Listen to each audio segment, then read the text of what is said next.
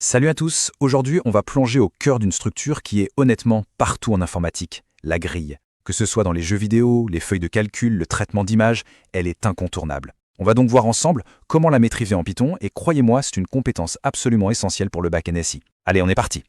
Alors, pour commencer, une petite devinette. Pensez à un échiquier, au flux de photos sur votre téléphone ou même à un simple tableur. Quel est le concept, la structure invisible qui organise absolument tout ça? C'est une idée tellement fondamentale qu'on finit par ne même plus la voir. Et pourtant, sans elle, une bonne partie du monde numérique n'existerait pas. Eh oui, c'est la grille. Cette organisation toute simple en ligne et en colonne, c'est le squelette de milliers d'applications qu'on utilise tous les jours. L'objectif aujourd'hui, c'est simple. On va passer de cette idée visuelle de la grille à son implémentation concrète en code. Je vais vous donner les outils pour la manipuler comme de vrais pros. Bon, voilà notre feuille de route pour aujourd'hui. D'abord, on revoit les bases pour parcourir un tableau. Ensuite, on ouvre la boîte à outils du pro avec deux techniques super puissantes. Après ça, on passera à la construction de nos propres mondes en 2D, pour finir par appliquer tout ça à un cas concret, un jeu de puissance 4. Et bien sûr, on terminera avec une fiche révision spéciale bac. Ça vous va? Allez, on y va. Première étape, comment on fait pour visiter chaque élément d'un tableau en Python? Alors, il y a deux grandes approches, et choisir l'une ou l'autre, ce n'est pas juste une question de goût, ça en dit vraiment long sur la clarté et l'efficacité de votre code. Regardez ça. À gauche, on a la méthode, disons, à l'ancienne. On crée un indice i, on le fait avancer de 0 jusqu'à la fin du tableau, et à chaque étape, on récupère l'élément t de i. Bon, ça marche, pas de souci. Mais regardez à droite, c'est la façon de faire en Python, la manière pythonique. On dit simplement, pour chaque élément e qui se trouve dans mon tableau t, fais-moi ça. C'est beaucoup plus direct, plus simple à lire, et donc on a moins de chances de se tromper.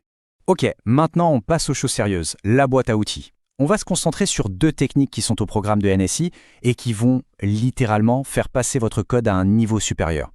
La première, c'est l'itération directe qu'on vient de voir, et la seconde, la seconde, elle est presque magique pour créer des tableaux. Et ce que je vous dis, ce n'est pas juste mon avis, c'est un principe fondamental en programmation, la clarté avant tout. Votre propre manuel le dit, un code qui est simple à lire, c'est un code qui sera plus simple à corriger et à faire évoluer plus tard. C'est vraiment une bonne habitude à prendre dès maintenant en première. Allez, découvrons ce fameux deuxième outil, la construction de listes par compréhension. Fini les boucles for qui s'étalent sur 3 ou 4 lignes juste pour initialiser un pauvre tableau. Avec ça, on va tout faire d'un coup. C'est ultra compact, super lisible et incroyablement puissant. Observez bien cette syntaxe. Franchement, ça se lit presque comme une phrase. Je veux un tableau T qui contient le résultat de 3 fois i plus 1, pour chaque i qui va de 0 à 9. C'est tout. On a l'opération à faire, la variable qui change, et la séquence qu'on parcourt. Efficace, non? Et là où ça devient vraiment génial, c'est qu'on peut y ajouter une condition. Regardez, ici on calcule i au carré, mais seulement si le reste de la division de i par 4 est égal à 1. On peut donc créer des listes très spécifiques en une seule instruction. C'est vraiment un outil que vous devez absolument maîtriser. Parfait. Maintenant qu'on a nos super outils, on peut enfin s'attaquer au cœur du sujet, la construction de nos mondes en 2 dimensions. Un plateau de jeu, une image, une carte, tout ça pour l'ordinateur c'est la même chose. Une grille, c'est-à-dire une liste de listes.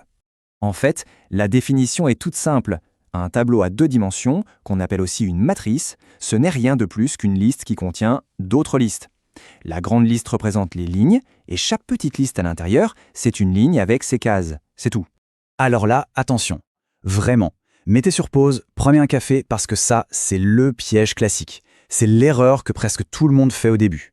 On se dit, logiquement, ok, je crée une ligne avec 5 zéros, puis je la copie 3 fois. Ça a l'air super malin, mais en Python, ça cache un problème énorme et très subtil. En réalité, ce code ne crée pas 3 lignes différentes. Il crée une seule ligne en mémoire et ensuite il crée 3 étiquettes, 3 références qui pointent toutes vers cette même et unique ligne. Le résultat, c'est un cauchemar. Si vous modifiez une case, disons T10, eh bien la modification apparaît sur toutes les lignes en même temps. C'est le bug assuré et ce n'est absolument pas ce qu'on veut. Alors, comment on fait bien les choses? On revient à notre super pouvoir, la compréhension. Sauf que cette fois, on va les imbriquer. Regardez bien, la boucle extérieure, le for i, va s'exécuter 3 fois.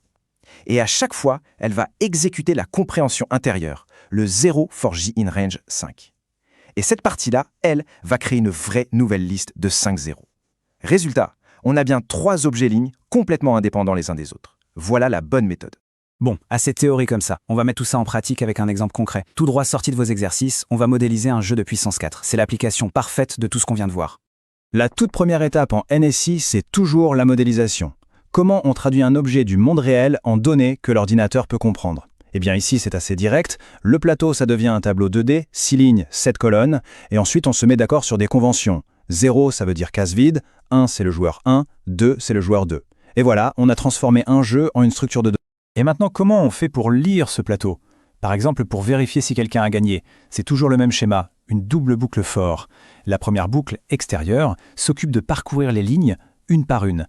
Et pour chaque ligne, la deuxième boucle, intérieure, parcourt toutes les colonnes de cette ligne. Retenez bien ce pattern, c'est la base pour toute opération sur une grille 2D. On arrive au bout. C'est le moment de tout synthétiser dans une petite fiche de révision. Ce sont vraiment les points clés, ceux que vous devez avoir parfaitement en tête pour l'épreuve du bac.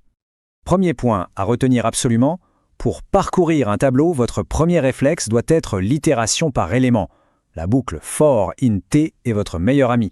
Elle rend le code plus clair, plus simple, plus pythonique. Pensez à la lisibilité, pour vous, mais aussi pour votre correcteur. Deuxième point essentiel, pour construire un tableau, le réflexe, c'est la compréhension. C'est la méthode la plus rapide, la plus compacte et la plus élégante. Mémorisez bien la syntaxe, expression for element in sequence if condition, utilisez ça dans votre copie, ça montre que vous maîtrisez vraiment le langage. Et pour finir, quelques conseils plus stratégiques pour le jour J. Avant même d'écrire une ligne de code, prenez une seconde pour réfléchir. Quelle est la bonne structure de données? Un tableau simple? Une grille? Ensuite, quand vous codez, visez la lisibilité et l'efficacité avec les outils qu'on a vus. Et surtout, le plus important, soyez capable d'expliquer pourquoi vous avez fait ces choix. C'est ça l'esprit NSI. Et voilà, on a fait le tour. Vous avez maintenant dans votre boîte à outils de quoi créer et manipuler n'importe quelle structure en grille. La question que je vous laisse, c'est donc la suivante. Un jeu, une simulation, un outil d'analyse d'image. Quel sera le prochain univers que vous allez faire naître avec ces quelques lignes de code? Merci de votre attention et à très bientôt.